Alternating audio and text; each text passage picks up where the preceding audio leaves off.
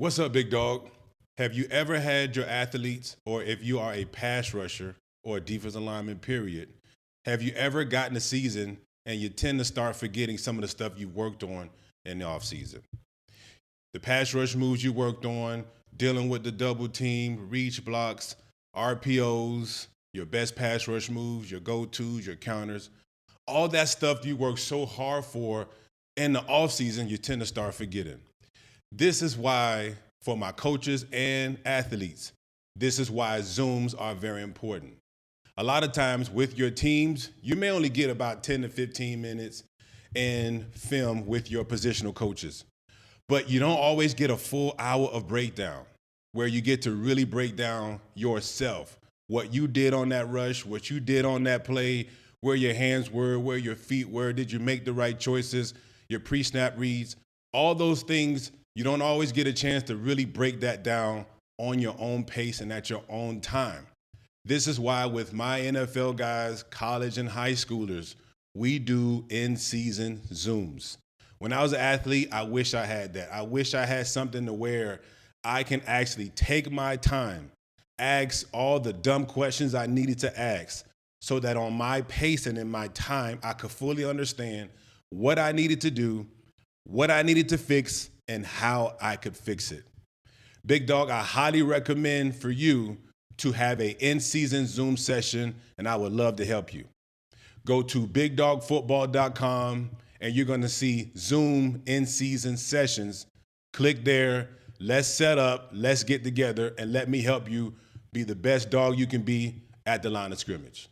You know what time it is. Let's go to work. Work, work, work. Let's work. Work, work. What's up, Big Dawg? This is Coach Roll, and we are back in the lab with Big Dawg Trench Talk. Today is an important podcast to me because we're going to be talking about and breaking down the 4 essential ways that you can stop an offensive passing scheme at the line of scrimmage. There are 4 things that must be done at the line of scrimmage to stop, to shut down an offensive passing scheme at the line of scrimmage. We're going to be breaking down those 4 things today. A lot of them are obvious. A lot of them you have heard about, but not often go into detail about. They are huge game changers. They can completely shut down an offense or change it or minimize it, which is also key. So I want to talk about those 4 today, and I want to get right into it. Number 1, to me, one of the number 1 things we always hear all the time, everyone is trying to get it. Everyone wants to have one, at least 2 to 3 a game, and that's sacks. Sacks are not easy to come by nowadays. However, we know that sacks completely changed the game. It would discourage an offensive scheme, right? It'll cause an offensive coordinator to maybe go to something that is quicker, something that's easier accomplished, not necessarily preferred, which is what we want. We want an offensive coordinator to change their scheme, and sacks can definitely discourage an offensive scheme to do that. It's a turnover, right? You lose a down. There are a lot of benefits to getting sacks. Maybe there's a mismatch with a wide receiver and your defensive back, but doesn't matter if you're getting sacks. Doesn't matter, right? So sacks is crucial with those dogs at the line of scrimmage, whether you're a cornerback coming off the edge, off of a zone look or a man look, whether you're obviously a defensive end, whether you're getting that sack off of stunts like an ET or a Tex or a 10, different kind of stunts like that. However you get that sack can definitely change a game. Here's the thing about sacks, or how offensive coordinators are now dealing with sacks. You have slide protections where if there's a blitz or maybe there is just a defensive end that might be really good, you may slide your offensive line, whether it be half a fan or a whole fan. You may slide the entire offensive line or half of that offensive line to make sure you take away those counters, to make sure you take away certain stunts or certain schemes. So there is a counter to a great pass rusher. You have now, which has been happening for a while, the running back chips, right? You'll have that running back chip that edge rusher, and as the running back's rushing to the flat, he'll chip the pass rusher and go to the flat so that quarterback can quickly dump that ball off if that's the progression that quarterback wants to go to. You have that, right? But here's what offenses have been doing that really discourages a pass rush and makes guys sometimes not be as disciplined with their pass rush. And when I say they're not as disciplined, I'm talking about pass rush lanes. Guys start to kind of make their own decisions. They start to do their own thing because they begin to get impatient that they're not getting a sack. What do offenses do? They throw those quick passes. You know, nickel and dime, you throw really quick, short passes, quick concepts, quick mesh concepts that will definitely discourage a pass rusher. Here you are beating your guy in front of you, and all of a sudden that ball is released.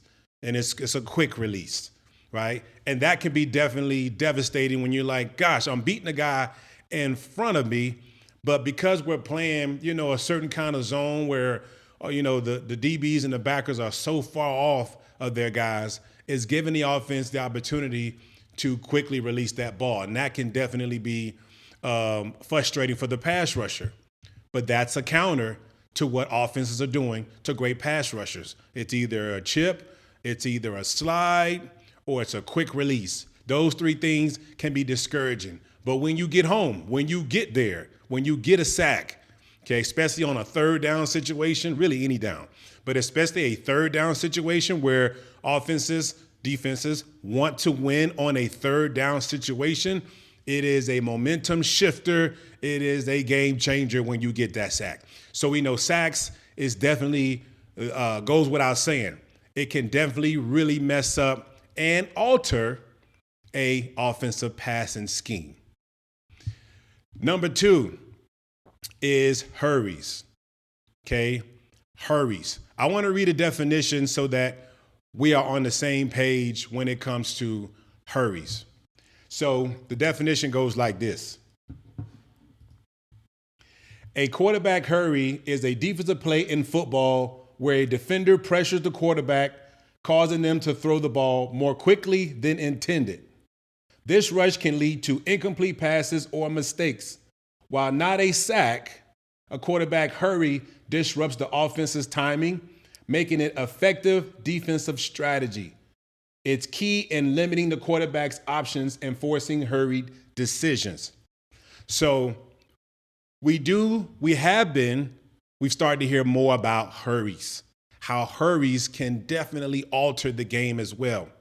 If you can't get a sack, to be able to get the quarterback off of his spot, to be able to cause the quarterback to move in a direction where it's not in favor of their throwing hand, right? Not many quarterbacks have the ability on the college or the pro level, especially high school, to roll out to the left, even though they are a right-handed quarterback or vice versa. That can be tough to cause a quarterback to completely turn his body pursuing one way, right? You're trying to get out of the hands of a pass rusher or a blitz, and they're forcing you to go a certain way, and you got to turn your body to throw in a different direction. Can be very difficult to do if you're not skilled at doing it. Not many do it well. Especially if the actual passing scheme was not set up for a rollout, right? Or wasn't set up for the quarterback getting out of pocket because of pressure. So hurries are a big deal. Sometimes they can cause problems because it plays into what the offense was trying to do. But a lot of times, if you can get a quarterback off the spot, you're forcing that quarterback to throw to a fraction of the field. And that is big.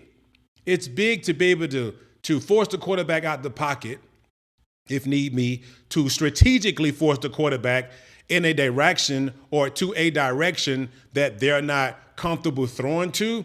That's definitely big, right, for the defense. But it causes maybe a receiver on the opposite side or a completely different direction from where the quarterback's going to. It causes that receiver to no longer be an option. And so when you're trying to get the quarterback to not go to a specific receiver or to not go to a specific side, might be trips, it might be a particular group of receivers to the double side or whatever the case may be, you can strategically, run a stunt, run some kind of blitz or concept at the line of scrimmage where you are purposely causing that quarterback to roll out of pocket and to throw to receivers that they didn't intend to or throw to in an area where you might have man coverage on that side. See, it can be strategic, but you got to get to that quarterback. For that quarterback to see a different color helmet or a different color jersey, it becomes kind of hard to still look downfield at available receivers and you've got somebody coming after you that is, it's not your jersey and it's not your color helmet. And now they're moving off the spot. And that takes an incredible amount of eye discipline. It takes an incredible amount of skill to be able to keep your eyes downfield and willingness to get hit if that be the case. That's tough. So being able to put the quarterback on the clock, because the quarterback is not on the clock when the ball has snapped. The quarterback is on the clock when you beat the guy in front of you, when you have gotten from in front of the person in front of you, right? When you show up, when you occupy that pass rush lane, when you get into that situation, that quarterback now also sees you in their peripheral. Now the quarterback's on the clock. That quarterback knows that there's only a limited amount of time before they either get chased, hit, sacked. They don't have that much time.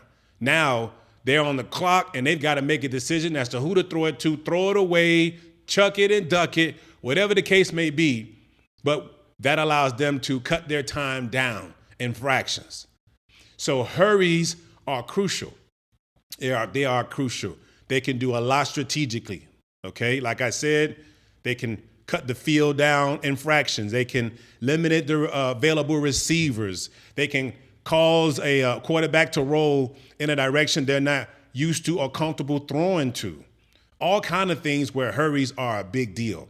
Of course, it's not a sack, but strategically, it can definitely be used as a very important and an effective strategy, okay? It can be used as an important strategy to help that defense get interceptions, to break up balls, things like that, cause the quarterback throw it out of bounds, right? Turnover on down, things like that. Bad decisions are made.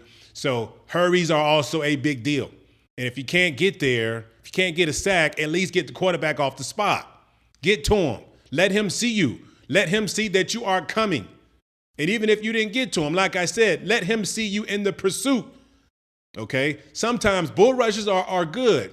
However, a lot of times when you're bull rushing a offensive lineman, some good quarterbacks still feel comfortable in the pocket because there is a pocket still. There's still a pocket. Even though you're collapsing the pocket by bullying the guy in front of you, some great quarterbacks, because they still see the same color jersey and the same color helmet, will remain in the pocket and still throw the ball. I'm not saying a bull rush is not a good rush. I'm saying to a mature quarterback, it's not as a threat and it's not as much of an uncomfortable scenario as actually getting past the hip of the guy that's in front of you, showing up in your pass rush lanes, letting that quarterback see a different color helmet and a different color jersey. That's more effective because it puts them on the clock. They know they don't have much time left when they see you show up in your gap and the guy in front of you is truly beat. So hurries is also a very important thing. It's a very important strategy that will ultimately impact and cause quarterbacks to make bad decisions when we have hurries throughout the game. So we talked about sacks. We talked about hurries. This third thing has been driving me nuts. I'm not going to lie to you. It's been driving me bananas because on the professional level, on a collegiate level, I'm not seeing this done as consistently as I would like. And that is simply contain. Contain. Keep the food in the cage. Keep the quarterback in the pocket. Now, again, there are times where strategically, and I know when these times happen, strategically, one defensive end may purposely come underneath while the backside defensive end may come over the top. I'm not talking about those situations, right? And sometimes an under-over concept can force the quarterback out of pocket, and you can force them to rush to a direction that they probably didn't want to go to. So I'm not talking about that. I'm talking about where a defensive end is to the field, and that defensive end thinks that they have an inside rush. They take that inside rush, and the quarterback rolls out of pocket either for a first down, a completed pass, or sometimes, worst case, a touchdown. Why are we finding this so hard to contain? Even if we don't contain on a college or a professional level, oftentimes coaches give their guys the ability to give a watch me call. Or naturally, sometimes it turns into a ET or some kind of rap, talking about the defensive ends or the blitzing backers or whoever has outside contain. If you go inside and nobody's watching you, nobody has your containment, if you do lose containment, and I'm not saying that you can't still contain when you go inside. You can still counter and contain. If you counter and beat that offensive tackle, talking about DNs or outside backers, you beat those guys, and yet you are still rushing the upfield shoulder of the quarterback, and you are still outside of the quarterback, though you countered, okay? I'm not talking about you. You beat the guy inside, and you're still containing. That's a heck of a rush. And oftentimes, that's very difficult to accomplish with a vertical setter. Your B gap is already very, very tight, and it's choked.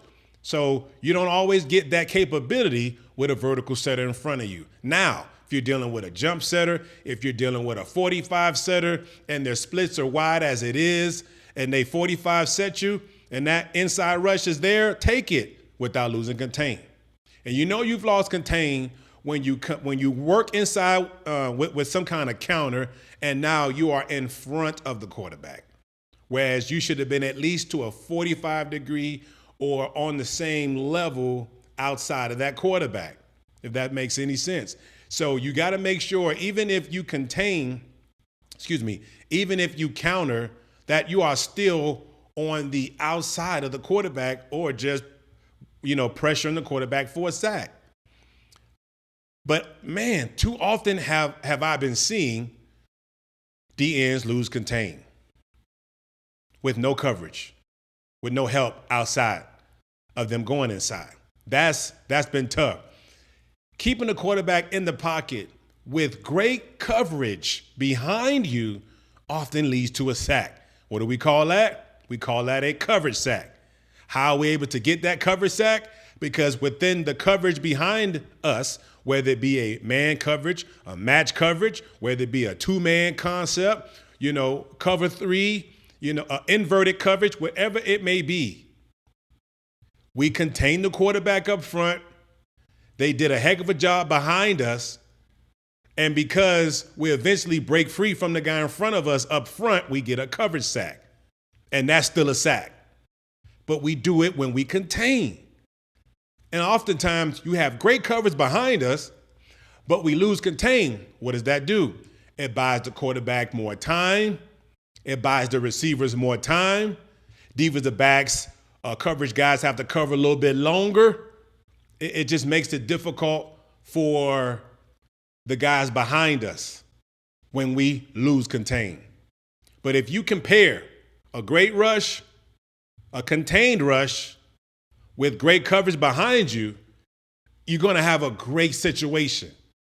Whether it be a team sack up front, all three guys get to him, all two guys, all four guys get there, and then great coverage behind you, that was a great team sack, coverage sack, because we kept contained and we were patient. So containment does so much, especially with great coverage behind us. It keeps the quarterback in pocket. And yes, some quarterbacks do really, really well in pocket. But what it also does, it puts the quarterback on the clock, and we can keep the quarterback in pocket, keep collapsing that pocket, right? And that's going to lead to my next point. I'm not going to go to it yet, but if we can keep collapsing the pocket, keep the quarterback in the pocket, some of these routes become very difficult to even throw to. Oftentimes, you may see a flood scheme where you may have offenses send receivers to a zone where they're flooding that zone. You may have receivers on 3 different levels of that zone, and you don't have enough defenders over there. That flood concept, that waggle, some teams call it waggle or flood concept, happens when you allow the quarterback to roll out of pocket. You mess around and keep that quarterback in pocket, and now you're forcing them to throw a long pass. What does that do? It gives defenders the opportunity to come underneath that pass, step in front of that receiver, in front of that running back, and there goes your interception. Why? Because you're forcing the quarterback to throw a long pass because you kept them in pocket, you kept them contained. That wasn't part of the strategy, and now that leads to either a sack or that quarterback takes that risk of throwing that long ball, and here we go again. We're helping our DBs out. We're helping our linebackers in coverage out. We're playing team defense. We're not thinking selfishly, but we're keeping it contained, keeping everything inside, collapsing the pocket, making him, the quarterback, make bad decisions from maybe not the ideal place. Containment is a strategy. And when we are thinking about, I got to do what I got to do to get the sack, and I'm going to just do whatever I feel like doing because I want to be the one that's on people's shoulders, and I want to be the one with the big chain, because I was playmaker of the game and all that kind of stuff.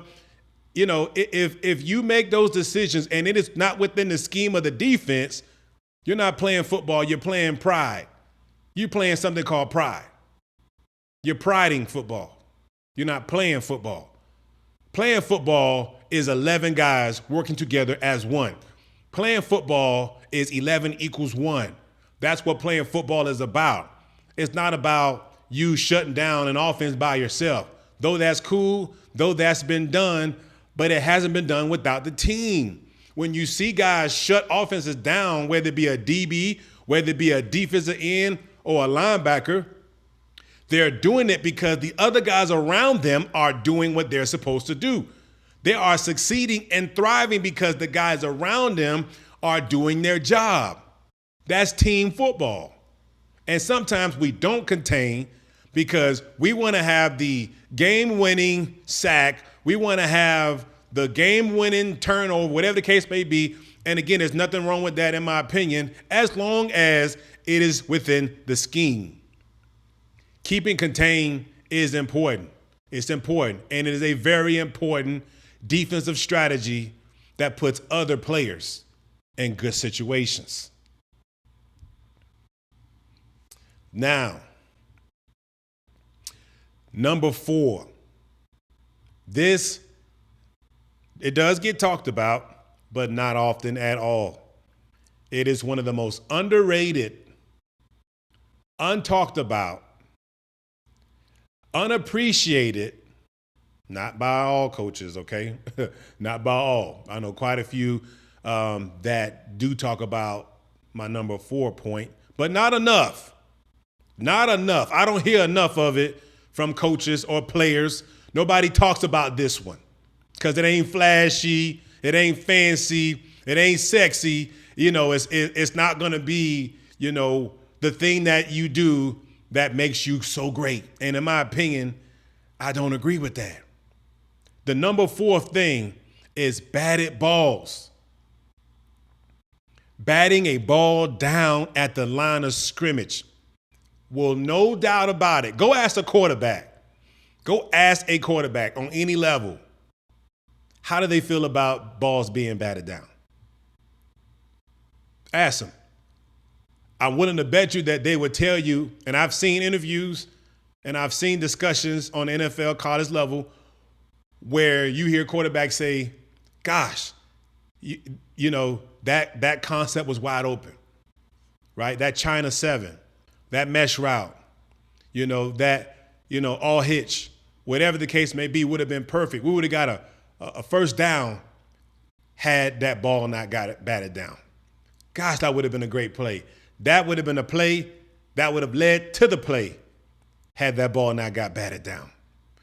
Balls being batted down is so important to be able to do. Why? I got plenty of reasons for you. Number one, I talked about it earlier. Offenses to combat great pass rushers, they know that it takes at least 6 steps, and that's blazing, to get to the quarterback.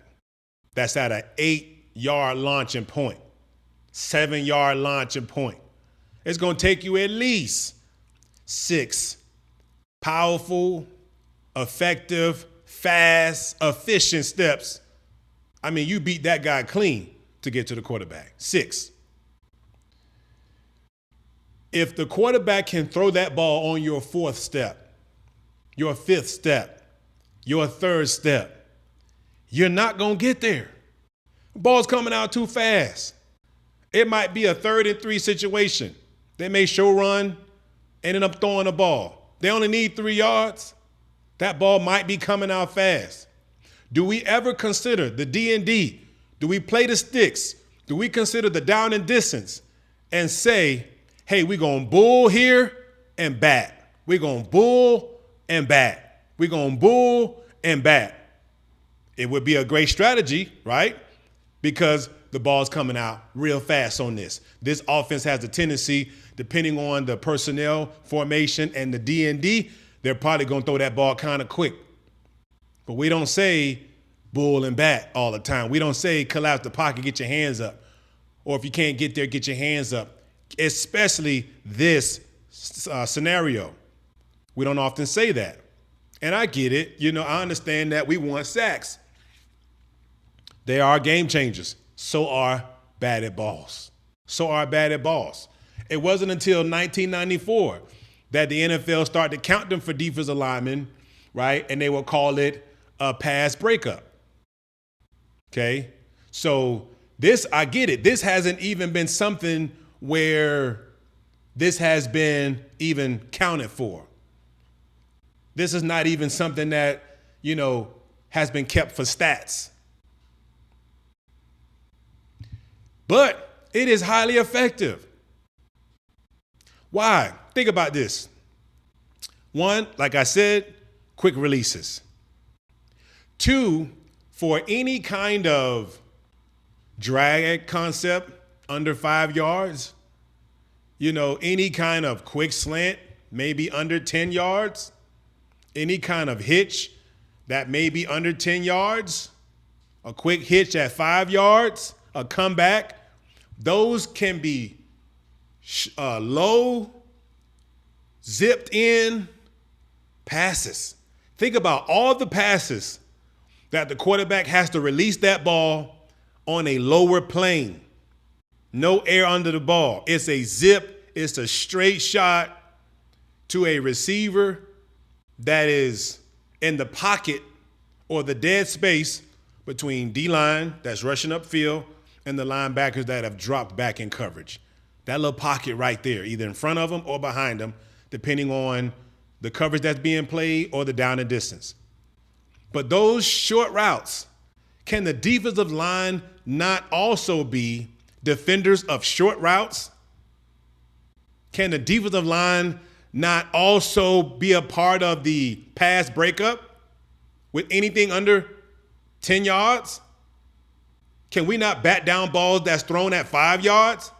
Of course we can. Of course we can. We absolutely can. And that should be part of a defensive strategy. I'm telling you, I don't hear this talked about enough. This could destroy, this could really mess up an offensive passing scheme if we focus or force the defensive line to also defend short routes, short balls, 5 yards, quick hitches, curls, flats, things like that, screens, quick slants, get your drags, get your hands up. The defensive line should play a role in that as well. Obviously, it's different when you talk about 10 plus yards, 15, a streak, a post corner, flag, stuff like that, because the angle of the ball for the quarterback is different because of how far they have to throw the ball. But those passes, those routes that are short, the D-line can absolutely bat a ball down. And some defensive linemen over the last 10 to 20 years, and even further back than that, Too Tall Jones, I think, don't quote me on this, one of the first ones to have over 100 sacks and over 100 batted balls down. He was doing it right. Absolutely. At a time where it didn't count. It counted. It hurt the offense, but not statistically counted. Was just great at what he did. And I like what he did. Because what he did was, in the pursuit of the sack, he had his hands up. He didn't leave the ground necessarily when he was pursuing the sack and his hands were up. Yes, he left the ground when he was at the line of scrimmage and couldn't get there and wanted to just bat a ball down. Sometimes he just did it strategically. But I'm talking about where he beat the guy in front of him and he's pursuing the quarterback. He would often do it too with his hands up at the same time. Quarterback couldn't see. Batting a ball down is crucial. I'm telling you, it hurts an offense. You lose a down. Think about how the receivers feel. They're thinking, I'm wide open. I had him beat by 3 strides, by 2 yards. What happened? Ball got batted down. Because of the guys up front being disciplined, right? They're getting their hands up. And the thing about batting a ball down is the closer you get to the quarterback, you're getting to a point where the ball is going to be released from its lowest point. The closer you get to the quarterback, the closer you are to the ball being released from its lowest point. So you could be bulling with a purpose. Like we talked about, bull and bat, right? That can be a strategy. Definitely be a defensive strategy to defend the passing game. What else does a batted ball do? Interceptions. Batted balls lead to interceptions. Plenty of time, whether the ball gets batted down or the ball gets tipped by that defensive lineman, ball's in the air, somebody picks it up for interception, somebody takes it to the house, turnover on downs. Good things happen when you bat that ball down, or if you tip that ball, or you knock off the flow, or you disrupt the flow of the path of the ball, right? Good things happen when you bat that ball down. Batted balls do not get talked about enough. I have heard of some great coaches talk about, hey, if you can't get there, get your hands up. And to me, that is just as important or just as effective as a sack. I love that. Putting those two things on the same level, a batted ball and a sack, are the same. Are they as flashy? Are they both flashy? Is a sack and a batted ball flashy? Absolutely not. Are they both sexy? Are they both talked about the same? Are they both seen on the same level? No, they're not, unfortunately. Are they both effective? Yes. Do they both stop offensive passing games? Yes. Do they both cause an offensive coordinator to possibly change their scheme? If you consistently bat that ball down, yes, they do. They are both effective. They are both very valuable. Get balls batted. Bat balls down, Big Dawg.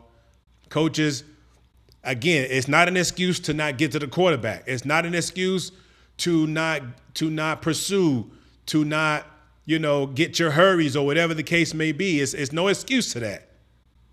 If I can beat them, beat them. But if I can't beat them, remember that the offensive lineman's back is turned. He doesn't necessarily know how close he is to the quarterback. He doesn't know where he is in relation to the quarterback.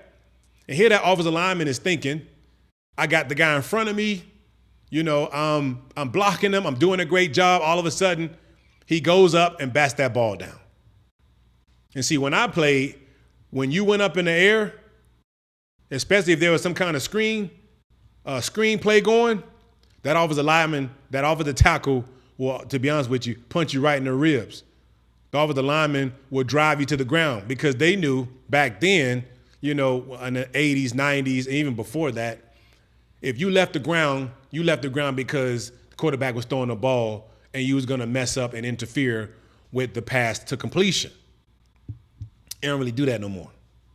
They don't do that no more. I'm not saying punch. That was always illegal. I'm talking about drive on a guy that leaves the ground if he's in front of you.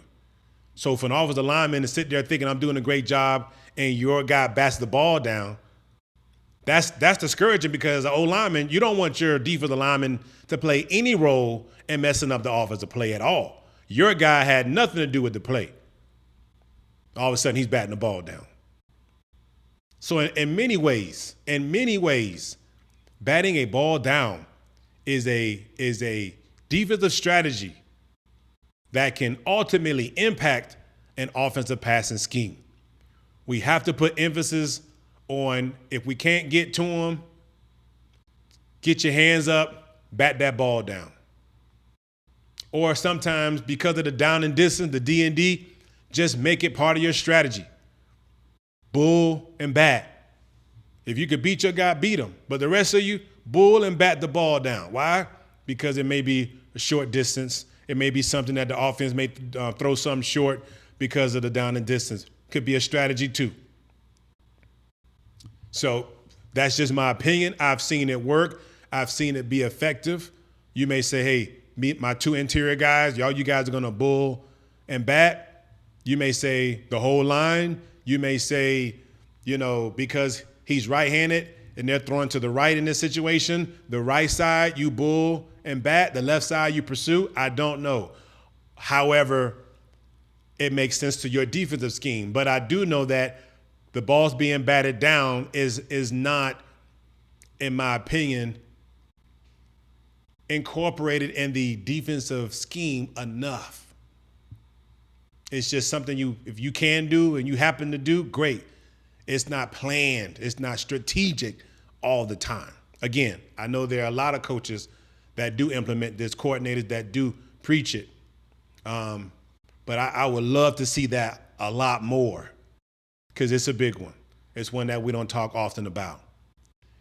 Now, the ultimate is kind of my fifth bonus, right? My fifth bonus thing here. The ultimate way of stopping an offensive passing scheme is to, throughout the 4 quarters of football, work in all 4 of those. You got yourself a game when all 4 are working. You got sacks, you got hurries, you're containing the quarterback, you're batting balls down. To see all of those 4 at work is a beautiful thing, Big Dawg. I'm telling you. When I'm watching games, and I'm not just watching for sacks and pass rushes, I definitely am watching, but I'm not just watching for that. I'm looking at my dogs in the trenches. And I want to see them work together. I want to see them work those stunts and concepts. I want to see guys bullying and batting. I want to see guys beat guys, on great pass rushes for a sack. I want to see guys run their stunts, to a quarterback hurry, to an incomplete pass, to a throw the ball out of bounds, all of that. When you see all of those things at work up front, it is a sight to see. It is a beautiful thing because those dogs up front, they know that if they're applying those 4 things, sacks, hurries, containment, and batted balls, that there's no doubt in my mind they are dominating the line of scrimmage. And we know whoever wins at the line of scrimmage wins the football game. There are more than one way to be successful at the line of scrimmage. It's more than one way. Sacks is not the only thing versus the pass. that causes you to win at the line of scrimmage. Hurries also do, especially when you're strategic about it. Containing also does, especially when you're collapsing the pocket. And batted balls definitely does, because it counters different offensive concepts, offensive schemes. I'm telling you, Big Dawg, these 4 things and putting them all together, being that 5th complete play at the line of scrimmage, will no doubt stop, hinder, break down an offensive passing scheme. Especially that 4th one. Bat the balls down. Let's bat more balls down. I challenge you up front. Let's bat more balls down. I challenge you. If you can't get there, bull and bat. Bull and bat. Let's knock some down. Let's knock more batted balls down this season. I would love to see it. Some guys used to do it a lot, right? But they said it's not as sexy, it's not as flashy to bat balls down, so I just start going for sacks. How about we do all of them? How about we do all 4? Let's get the sack, no doubt. Let's contain. Let's get some hurries. And let's bat some balls down. Absolutely. I don't think, again, unless it's strategic with the defense, I'm not saying that me batting the ball down is my number one objective on this particular pass rush. I'm not saying that unless, again, it's a call. I'm saying I'm going to give my move, I'm going to give my move a chance. But as I'm working towards the quarterback, I see that quarterback take his, if they're right-handed, I see that quarterback take that left hand off the ball, I may have to get them hands up. As long as the quarterback still has 2 hands on that ball, I'm pursuing. I'm rushing, right? And sometimes we quit because it ain't clean. Forget clean. Pass rushes are dirty. Most sacks in the NFL are second effort sacks. Most sacks in the NFL are second effort. That means I didn't get it the first time. I didn't get it on the first move, but I countered back. I spent back. I turned it into a power. I got off with a finesse. I might have thrown 2 or 3 different moves as I'm closing in on the quarterback. But they're not always clean. But as you're rushing and you're trying to get to the quarterback, as long as he has 2 hands on the ball, let's keep pursuing. But when he takes that hand off the ball, that means he's going to go to a high L, and you need to meet the ball in the air. So don't misunderstand me. I'm not saying I'm taking 2 steps and just waiting for him to throw the ball and I'm just going to jump. No. I'm not saying that. We're not playing volleyball. What I'm saying, though, is I'm pursuing while he's got 2 hands on that ball. And I'm trying to get as close as I can, a sack, a hurry, or as close as I can, that when he takes that hand off, and I know that high L is coming next, I'm close enough to get my hands up, leave the ground if I have to, and bat that ball down. That's what I'm saying. Specifically, that is what I mean about let's get more batted balls this year. Does that make sense, Big Dawg? So take that with you. Coaches, preach this to your athletes, your blitzers, your D tackles, D ends, to get more batted balls down, because this is a strategic way. This is a definitive way to stop or slow down offensive passing schemes. And there we have it, Big Dawg.